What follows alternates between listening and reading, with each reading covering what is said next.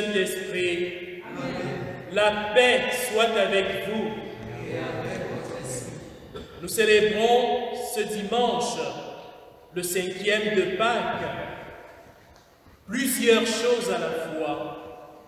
Tout d'abord, nous aimerions rappeler à l'ensemble de nos communautés, du secteur pastoral d'Évry d'abord, et aussi de l'ensemble de notre diocèse, que nous célébrons après coup la dédicace de notre église cathédrale qui a eu lieu le 8 mai 1997.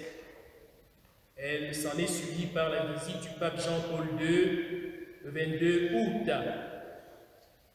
Et puis, nous célébrons aussi avec les communautés ultramarines et qui sont fortement représentées dans notre diocèse une commémoration, c'est celle de l'abolition de l'esclavage. Nous prions spécialement pour toutes ces communautés qui sont fortement engagées dans notre secteur et sur les autres paroisses aussi de ce diocèse, afin que leur cheminement continue d'être aussi fructueux au milieu de nous. Et puis nous voulons aussi prier pour la libération. La libération, c'est le message central de Pâques. Nous étions prisonniers du péché et le Seigneur ressuscité nous a ouvert un avenir. Lundi, ce sera le début du confinement, du déconfinement, après une période d'enfermement. Que le Seigneur suscite au cœur de tous les chrétiens le désir de travailler à ce monde d'après, à ce monde nouveau où chacun de nous a quelque chose à apporter. Avec le Seigneur ressuscité, entrons dans cette Eucharistie en demandant la lumière, en demandant la paix, en demandant le pardon pour toutes les fois où nous sommes restés enfermés en nous-mêmes.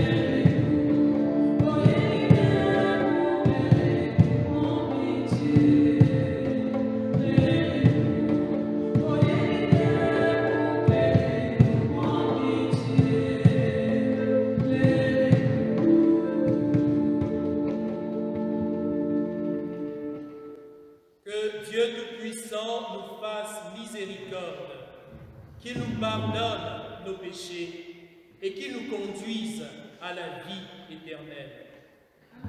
Chantons la gloire de Dieu.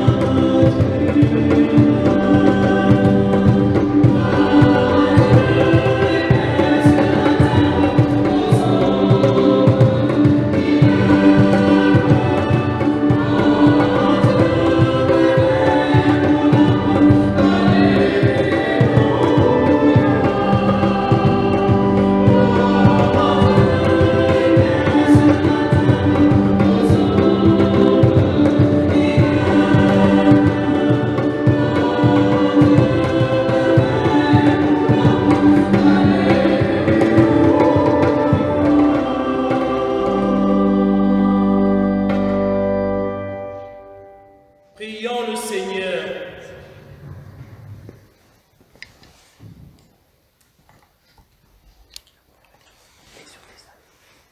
Dieu qui a envoyé ton Fils pour nous sauver et pour faire de nous tes enfants d'adoption, regarde avec bonté ce que tu aimes comme un Père. Puisque nous croyons au Christ, accorde-nous la vraie liberté et la vie éternelle. Par Jésus-Christ, ton Fils unique, notre Seigneur et notre Dieu, qui viserait avec toi dans l'unité du Saint-Esprit, maintenant et pour les siècles des siècles. Amen.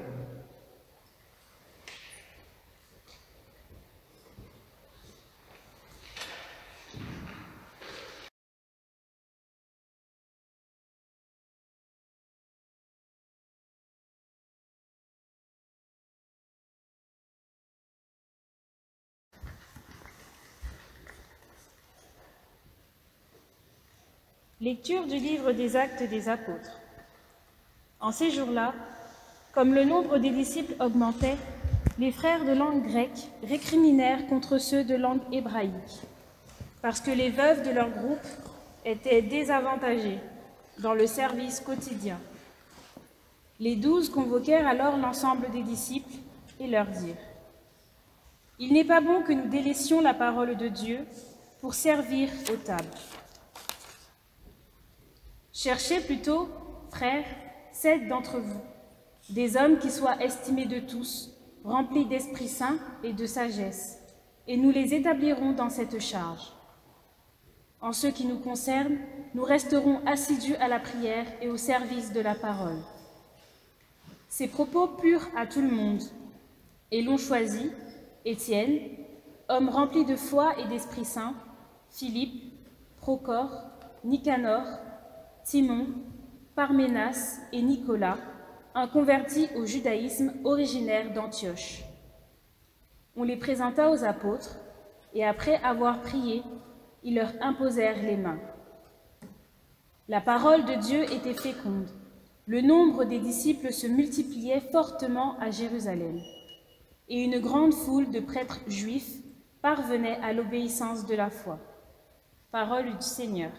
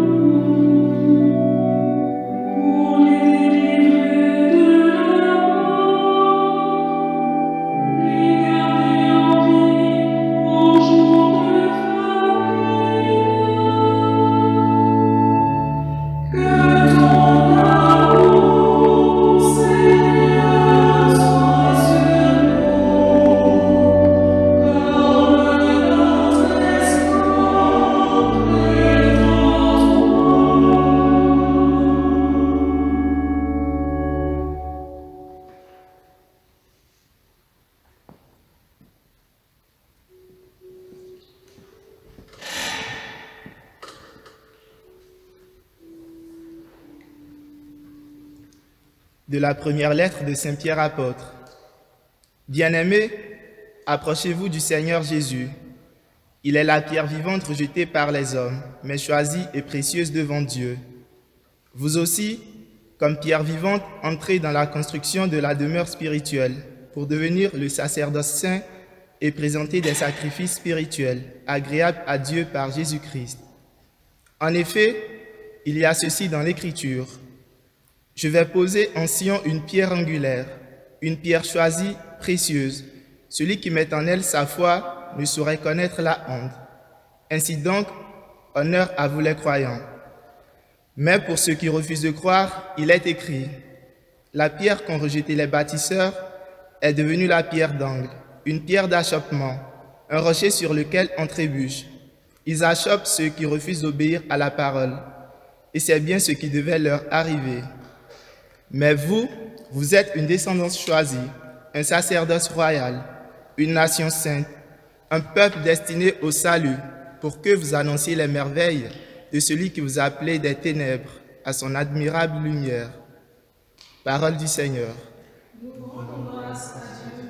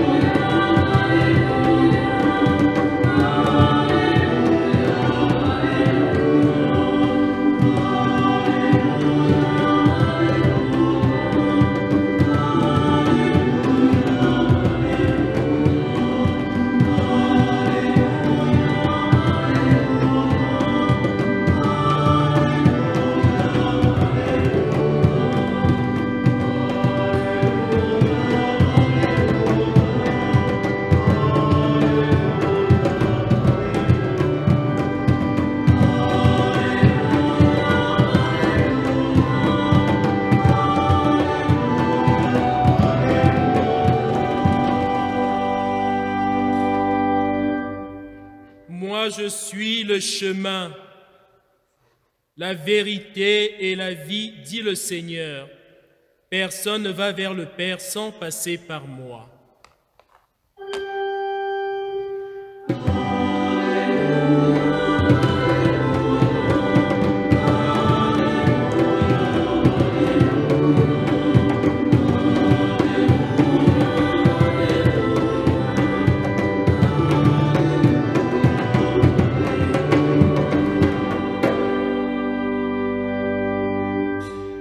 Le Seigneur soit avec vous et avec votre esprit. Évangile de Jésus-Christ selon saint Jean. Gloire à toi, Seigneur.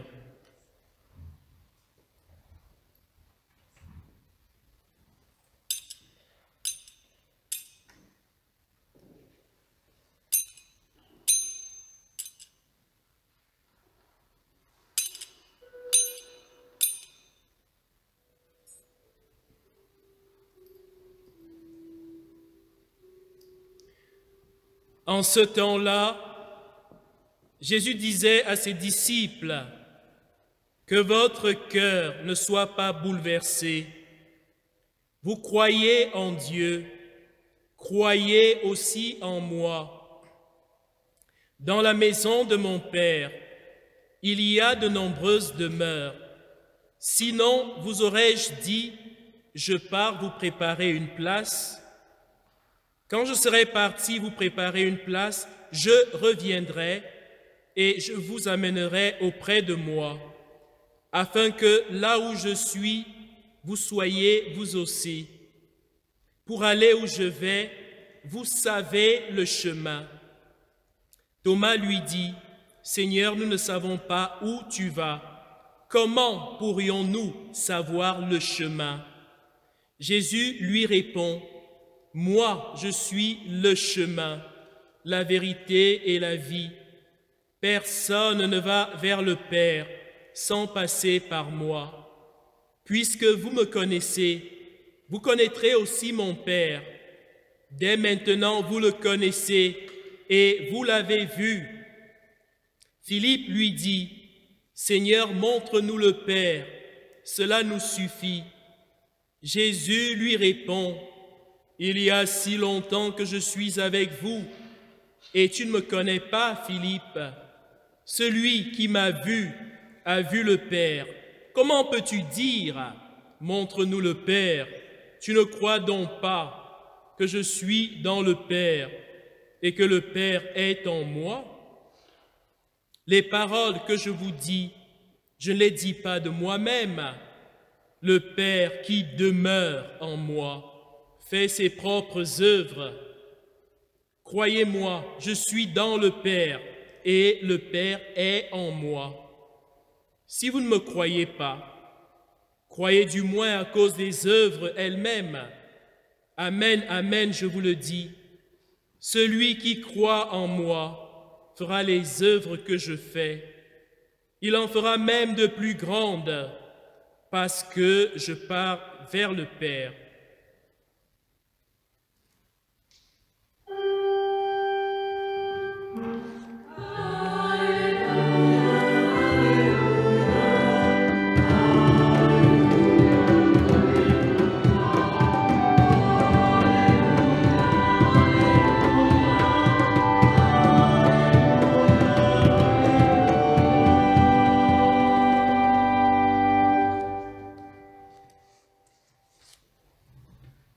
Comme je nous le disais au début de cette messe, nous célébrons le 5e dimanche du temps de Pâques. Ce temps de Pâques a été très particulier pour nous, les chrétiens, ainsi que pour d'autres. Ce temps a été marqué fortement par une sorte de non-libération complète de la joie pascale qui habite tout chrétien et qui est un appel à habiter sa propre vocation de propagateur de la lumière divine. Les textes de ce jour s'articulent autour de 3 dimensions. La première lecture nous fait état d'une vie de communauté réussie. Quant à la deuxième, elle nous invite à construire le peuple sacerdotal. L'Évangile, quant à lui, est une balade dans ce qui fait notre être essentiel, notre être au monde. C'est comme une invitation à dépasser le paraître pour nous fonder en celui qui est notre source. Mais regardons de plus près cette première lecture où il nous est raconté ce qui se passe dans la première communauté. Eh bien, nous avons affaire à une dispute. La communauté est en train de grandir et voici que des conflits d'intérêts se manifestent parce qu'il y a une démultiplication d'une proportion au détriment d'une autre. Il y a quelques-uns qui commencent à se sentir lésés et ça crée des problèmes comme dans toute famille. L'union, si bonne au départ, commence à se déliter et les apôtres sont obligés de prendre une décision. Ils vont donc faire ordonner des diacres. C'est le fondement de l'institution des diacres. Quel est donc le rôle de ces diacres? Les diacres sont au service de la communauté pour veiller à ce que le partage et la communion fraternelle se perpétuent et que le ministère de la parole qu'exercent les apôtres ne soit pas handicapé par le fait de se démultiplier dans ces tâches qui sont tout aussi nobles, mais qui demandent une meilleure prise en compte en les partageant avec d'autres. La diaconie est au cœur de l'Église dès le départ. La diaconie est un appel pour tous les chrétiens, pas seulement pour ceux qui en reçoivent une mission exclusive. La diaconie est le fondement même de l'attitude du Christ qui s'est fait pauvre de notre pauvreté pour nous soulever jusqu'au cœur de Dieu. C'est aussi un appel à lutter contre toute tentative d'écrasement des autres, toute prise de pouvoir pour pouvoir dominer les autres. Les diacres sont un signe au cœur de la communauté pour nous rappeler que nous sommes au service les uns des autres. Cet extrait des Actes nous invite, alors même que, comme secteur pastoral, nous sommes dans une réorganisation. Cet épisode des Actes nous invite à repenser les différentes articulations entre nos ministères laïques et aussi nos ministères ordonnés. Quelle est la juste articulation? Comment chacun de nous peut trouver sa place au cœur de cette maison commune dans laquelle le culte doit être célébré, mais aussi le soin des plus fragiles doit être pris en compte, tout comme l'évangélisation au dehors et à l'intérieur. C'est un travail commun, un travail qui demande que chacun de nous se mette sous la parole, parce que c'est la parole qui unit ces deux dimensions, celle de l'enseignement, mais aussi celle du service. Nous connaissons un service qui devient dominateur, un service qui devient comme une façon de brimer les autres. Ce n'est pas de ce service-là que le Christ veut pour nous, et ce n'est pas à cela que nous sommes appelés. Dans la deuxième lecture, il est question de construire le peuple sacerdotal. Mais qu'est-ce qui fait de nous un peuple sacerdotal? C'est parce qu'un jour, alors même peut-être que nous étions des jeunes enfants, un jour nous avons été baptisés. Et ce jour-là, nous avons reçu l'Esprit qui sourd du cœur du Père et qui nous est aussi communiqué par le Fils dans les sacrements, et en particulier celui du baptême, et tous les autres aussi. Eh bien, nous avons reçu cet Esprit qui nous relie les uns aux autres et qui nous fait déjà participer de cette vie divine dès maintenant. Et pour pouvoir amplifier cet esprit en nous, nous avons à vivre une vie de communion entre nous. La communion, c'est elle qui fait jaillir l'esprit. Et c'est en vivant de cette communion fraternelle que peut surgir au cœur de ce monde, au cœur de notre société, le peuple sacerdotal. Nous ne sommes pas un peuple sacerdotal, d'abord parce que nous célébrons la messe tous les jours, même si cette messe nous a manqué, même si cette communion sacramentelle nous a manqué pendant ces jours de confinement et de privation. Nous sommes un peuple sacerdotal parce que nous vibrons de l'Esprit de Dieu alors même que, quelquefois, nous n'avons pas les espèces sacramentelles, parce que son esprit est au-delà de la matière et il continue son œuvre en nous, même alors que nous n'avons pas toujours les moyens de le signifier sacramentellement. Le peuple sacerdotal, c'est celui qui se met à genoux et qui appelle à corps et à cri le jour de Dieu sur cette humanité qui doute, sur cette humanité qui pleure, sur cette humanité qui est en esclavage.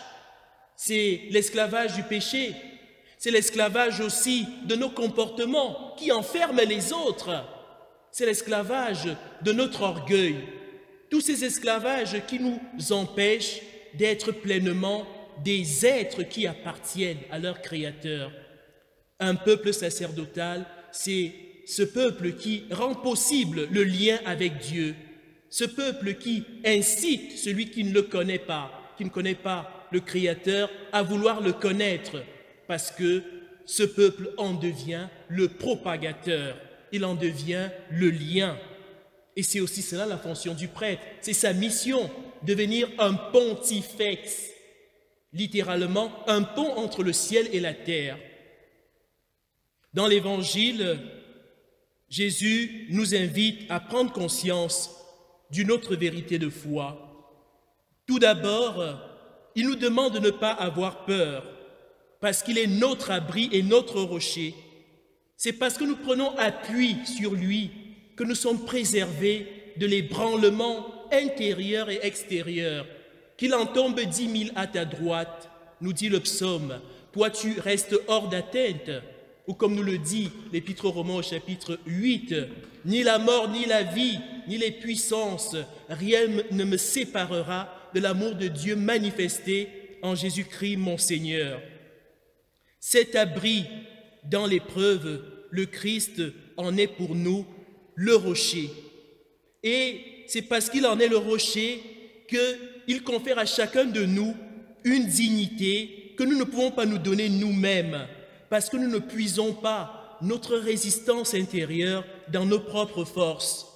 Il est en moi, il se donne à moi. Il nous dit, Jésus, dans cet évangile, « Je suis dans le Père et le Père est en moi ». Il nous invite à contempler cette intrication, cette relation intime, profonde entre le Père et lui, à laquelle nous sommes invités à communier, à laquelle nous sommes invités à entrer pour que nous puissions prendre notre dîner avec lui, lui avec nous. La conjonction intime qui fait du chrétien un porteur de Dieu au cœur de ce monde. Et c'est parce que nous faisons cette expérience de l'intrication entre Jésus et le Père, et entre Jésus et nous, et donc entre nous et le Père, que nous vivons de leur commun esprit, que nous sommes entraînés dans cette soif, ce désir profond qui nous creuse encore de l'intérieur, qui nous creuse toujours de plus en plus, au point où, entre désir, notre désir devient connaissance ou volonté de connaissance de notre Dieu. Cette soif qui est celle du psalmiste, qui est chantée dans le psaume 61, comme une biche qui au bord d'un fleuve se languit de soif. Notre âme a soif de toi, Seigneur. Cette âme qui a soif de Dieu pour se nourrir de lui, pour se nourrir de sa lumière, afin de résister à tout ce qui peut vouloir l'écarter de sa source. Et puis, parce que nous avons goûté à cette source, nous avons encore un devoir qui commence à s'imposer. C'est le devoir qui est de la communiquer. Nous ne pouvons pas la garder pour nous. Nous devenons donc des reflecteurs de cette lumière que nous avons reçue. Nous devenons comme des prolongements du Christ. Nous devenons ceux-là qui partagent et qui continuent l'œuvre de Dieu parce qu'ils participent de son esprit. Ce déconfinement qui arrive verra des chrétiens appelés ou interpellés pour pouvoir aider, pour pouvoir imaginer, pour pouvoir s'engager encore peut-être plus qu'avant. C'est le moment, chers frères et sœurs, de se refonder en ce qui fait notre source. Non pas de faire des choses pour les faire, mais de faire des choses qui ont du sens, des choses qui correspondent à notre identité profonde, ceux de frères et sœurs de Jésus, unis au Père. Nous prierons donc ce dimanche pour que nous nous refondions en celui qui est notre source, pour être capables de devenir des propagateurs de sa grâce, pour être capables de devenir des libérateurs pour nos frères et sœurs qui sont enfermés dans la peur, enfermés dans les ténèbres quelquefois, et que lui-même nous donne aussi l'occasion de nous laisser faire des prisons où nous sommes quelquefois retenus. Amen.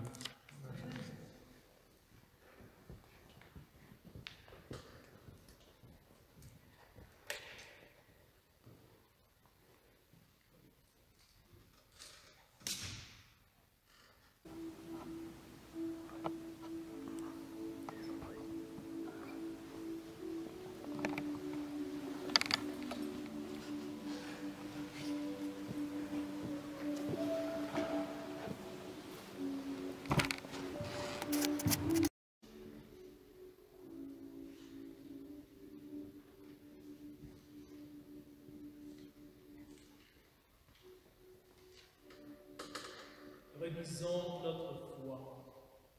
Je crois en Dieu, le Père puissant, Créateur du ciel et de la terre, et en Jésus-Christ, son Fils unique, notre Seigneur, qui a été conçu du Saint-Esprit, est né de la Vierge Marie, a souffert sous Ponce Pilate, a été crucifié, est mort, a été enseveli, est descendu aux enfers. Le troisième jour est ressuscité des morts, est monté aux cieux, est assis à la droite de Dieu le Père Tout-Puissant, d'où il viendra juger les vivants et les morts. Je crois en l'Esprit Saint, à la Sainte Église catholique, à la communion des saints, à la rémission chair en la vie éternelle. Chers frères et sœurs, en ces jours très saints, supplions maintenant le Père Tout-Puissant, afin que la Pâque de son Fils unique, Jésus-Christ notre Seigneur, apporte grâce et joie au monde entier.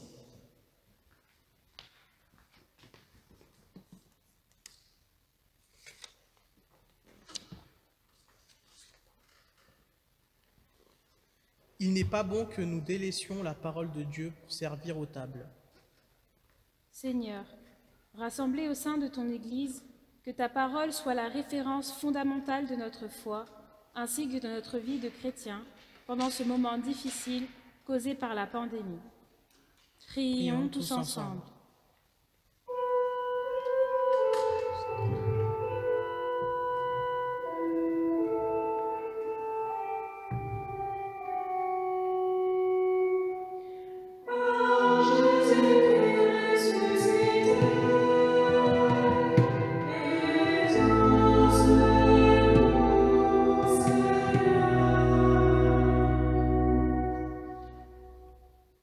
Oui, elle est droite, la parole du Seigneur. Il est fidèle en tout ce qu'il fait. Il aime le bon droit et la justice. La terre est remplie de son amour. Seigneur, guide nos prêtres pour trouver les solutions adéquates face à l'absence de vie liturgique chez les fidèles. Solutions respectueuses de la complexité de ce que nous avons à intégrer pour le bien commun. Prions tous ensemble.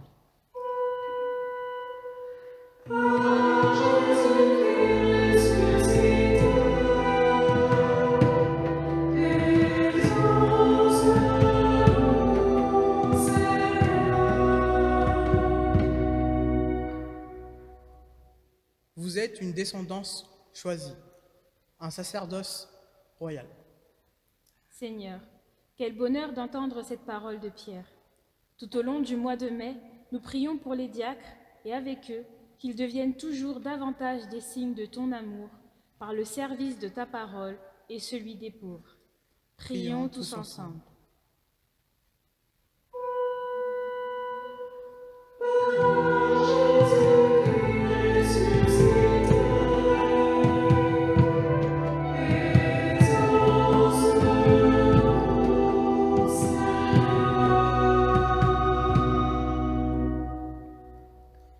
Approchez-vous du Seigneur Jésus. Il est la pierre vivante rejetée par les hommes, mais choisie et précieuse devant Dieu. Seigneur, remplis de ton amour, de ta patience et de ton courage, ceux qui prennent soin des malades durant cette crise sanitaire. Prions tous ensemble.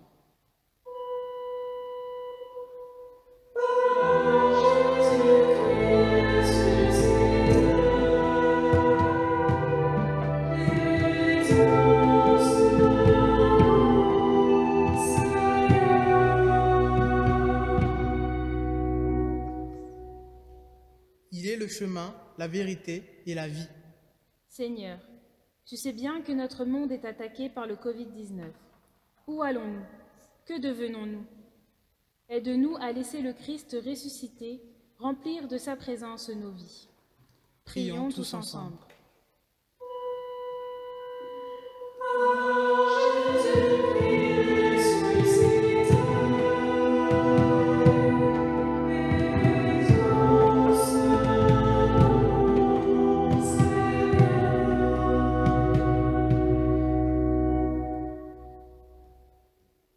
Seigneur Jésus, toi qui te tiens au milieu du peuple, rassemblé en ton nom, écoute nos supplications quand nous crions vers toi et daigne répondre à nos appels. Toi le vivant, pour les siècles des siècles. Amen.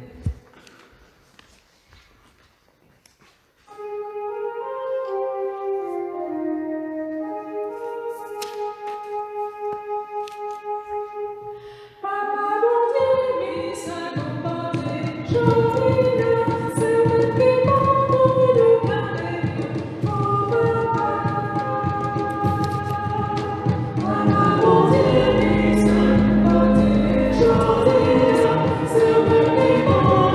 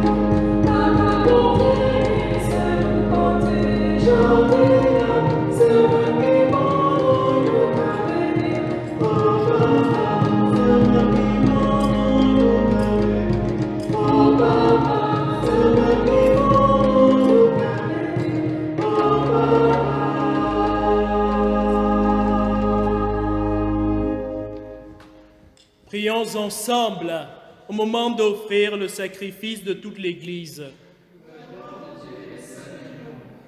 Seigneur notre Dieu, dans l'admirable échange du sacrifice eucharistique, tu nous fais participer à ta propre nature divine. Puisque nous avons la connaissance de ta vérité, accorde-nous de lui être fidèles par toute notre vie, par Jésus le Christ notre Seigneur. Amen. Le Seigneur soit avec vous et avec votre esprit. Élevons notre cœur, nous le tournons vers le Seigneur. Rendons grâce au Seigneur notre Dieu. Cela est juste et bon. Vraiment, il est juste et bon de te glorifier, Seigneur, en tout temps, mais plus encore en ces jours où Christ, notre Pâque, a été immolé. Quand il livre son corps sur la croix, tous les sacrifices de l'ancienne alliance parviennent à leur achèvement. Et quand il s'offre pour notre salut, il est à lui seul l'autel, le prêtre et la victime. C'est pourquoi le peuple des baptisés, rayonnant de la joie pascale, exulte par toute la terre, tandis que les anges dans le ciel chantent sans fin l'hymne de ta gloire.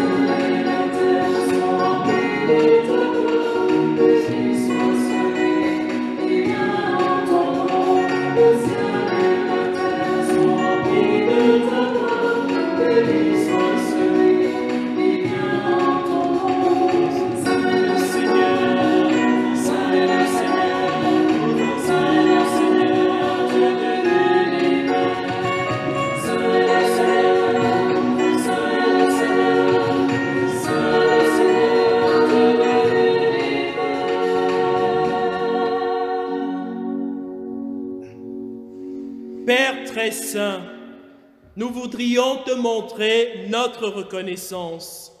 Nous avons apporté ce pain et ce vin, qu'ils deviennent pour nous le corps et le sang de Jésus ressuscité. Alors nous pourrons t'offrir ce qui vient de toi. Un soir, en effet, juste avant sa mort, Jésus mangeait avec ses apôtres. Il a pris du pain sur la table. Dans sa prière, il t'a béni, puis il a partagé le pain en disant à ses amis, « Prenez et mangez-en tous. Ceci est mon corps, livré pour vous. » Corps de Christ, livré pour nous.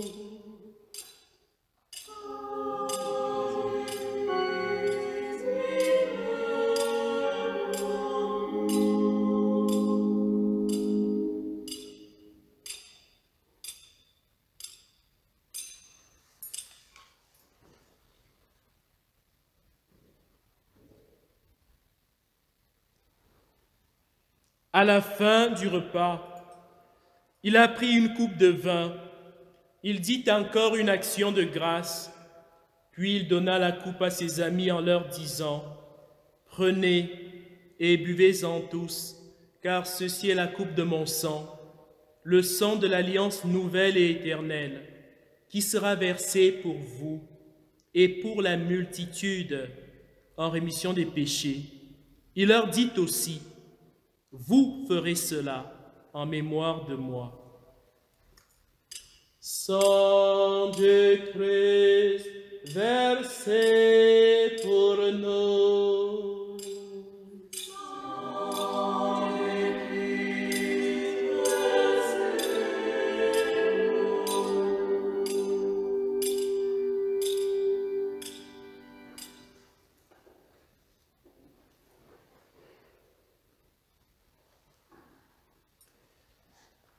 Proclamons le mystère de la foi.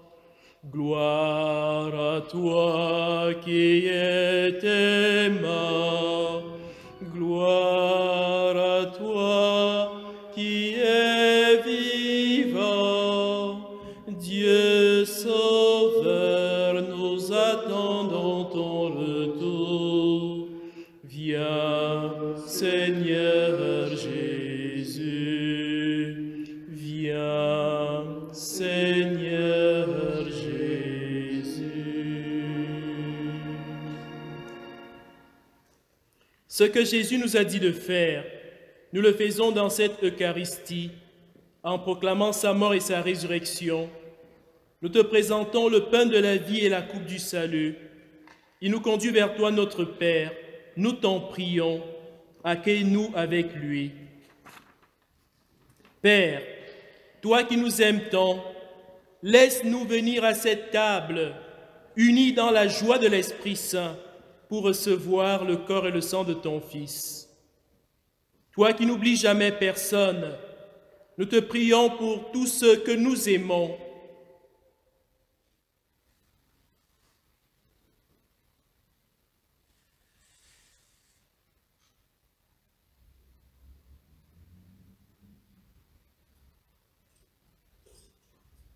Nous prions aussi pour tous ceux qui sont partis vers toi, en particulier Liliane et Jacques-Marie Victoire, Léa Hernandez, Pierre Pérez, Brigitte Espinas, Maurice Riols, Antoinette Duféal. Bienvenue à Hounou. Souviens-toi de tous ceux qui souffrent et qui ont de la peine, de la grande famille des chrétiens et de tous les hommes dans le monde entier. Nous te prions aussi pour nous-mêmes et nous prions les uns pour les autres.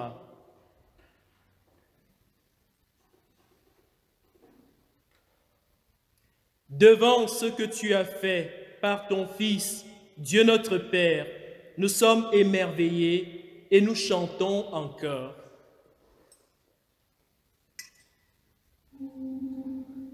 Par lui, avec lui et en lui.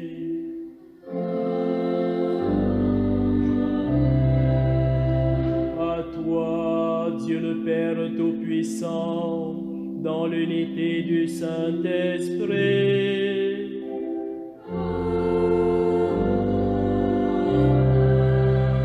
Tout honneur et toute gloire pour les siècles des siècles.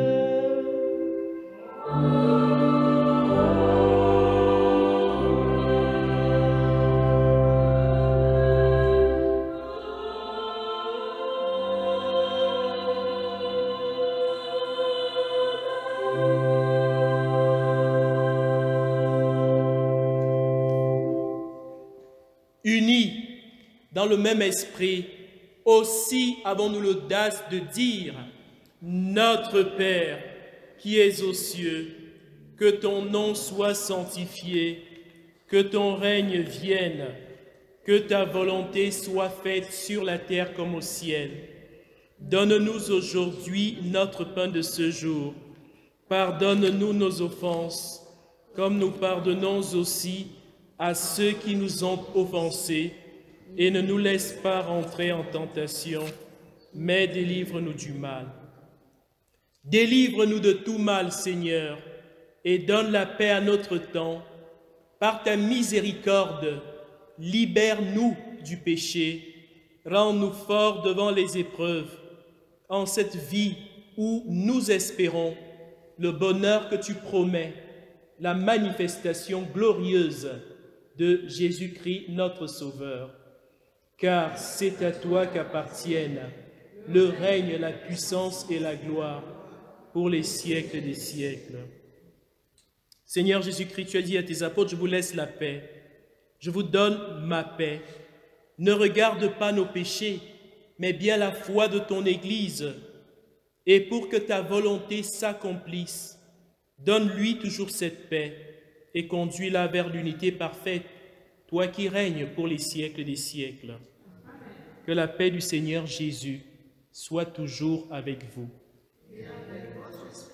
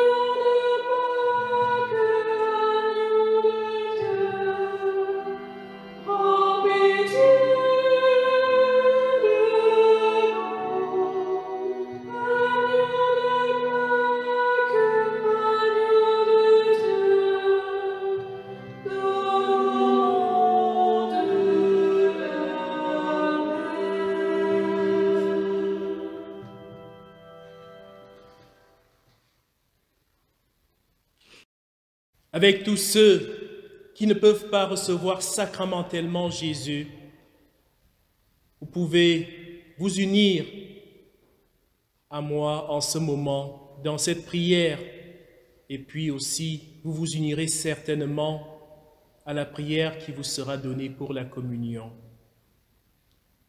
Seigneur Jésus-Christ, Fils du Dieu vivant, selon la volonté du Père, avec la puissance de l'Esprit Saint, tu as donné par ta mort la vie au monde. Que ton corps et ton sang me délivrent de mes péchés et de tout mal.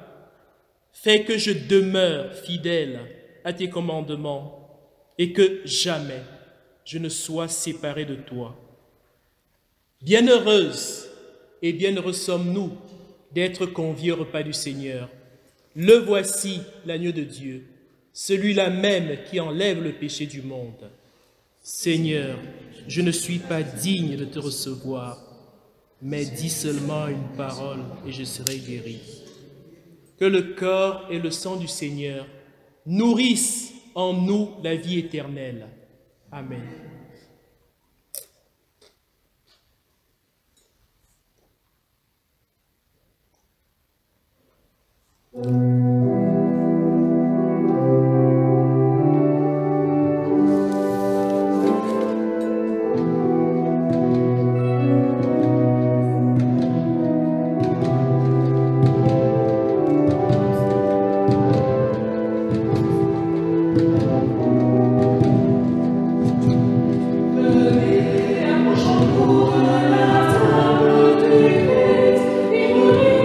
Son corps et son sang.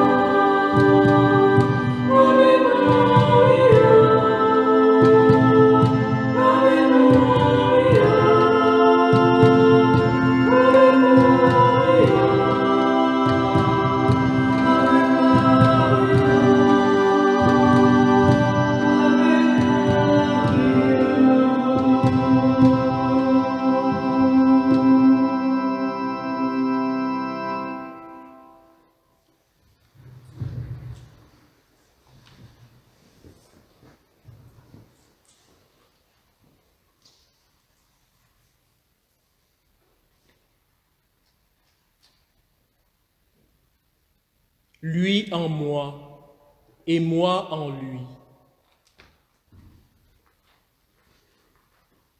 C'est la communion à laquelle le Père nous appelle par son Fils.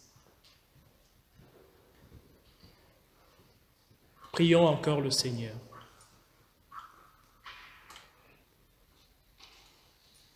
Dieu très bon, reste auprès de ton peuple, car sans toi, notre vie tombe en ruine. Fais passer à une vie nouvelle ce que tu as initié au sacrement de ton royaume. Par Jésus-Christ, ton Fils unique, notre Seigneur et notre Dieu, qui vit et règne avec toi dans l'unité du Saint-Esprit, maintenant et pour les siècles des siècles. Amen. Nous disons merci à la communauté, aux communautés ultramarines qui ont préparé cette Eucharistie et nous souhaitons à tous un bon et joyeux dimanche. Le Seigneur soit avec vous. Que Dieu qui est amour tout-puissant vous bénisse et vous garde, le Père, le Fils et le Saint-Esprit. Allez dans la paix et la joie du Seigneur. Nous rendons grâce à Dieu.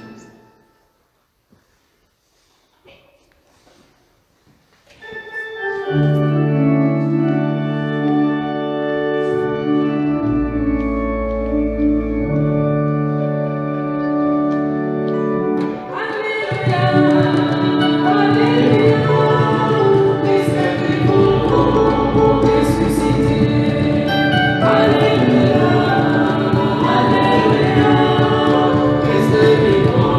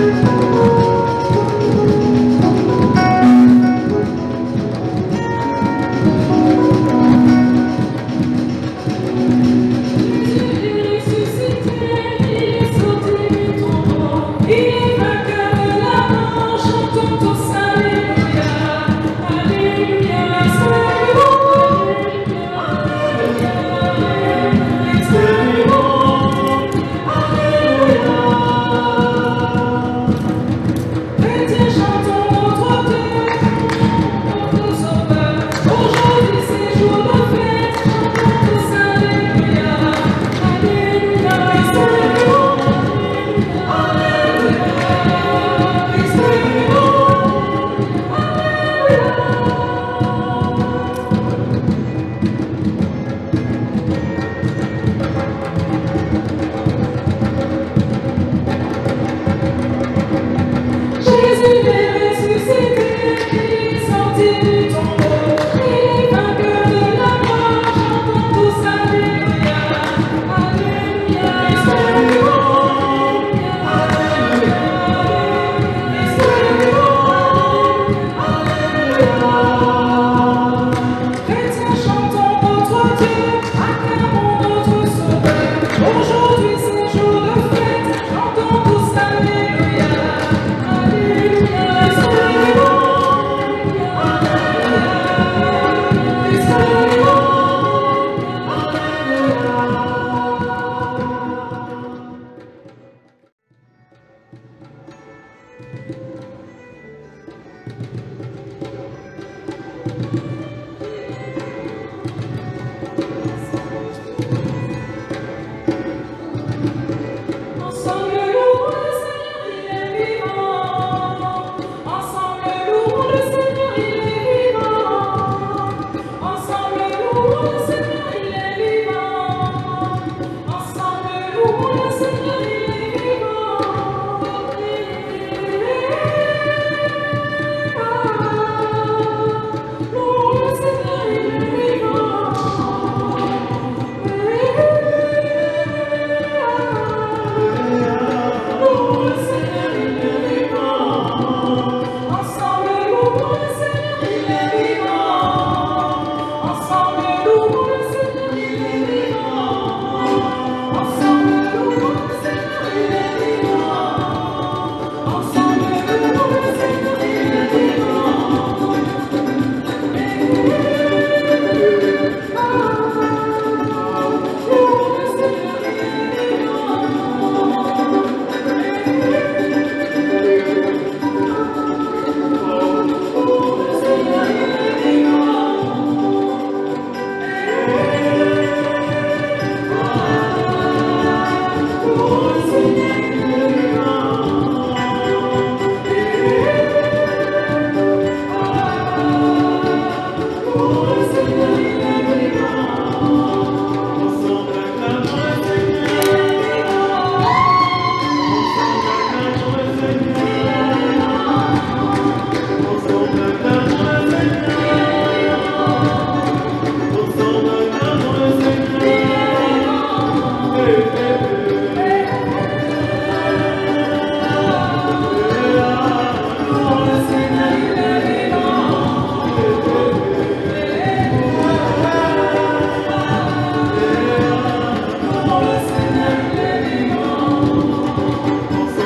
dansons le Seigneur.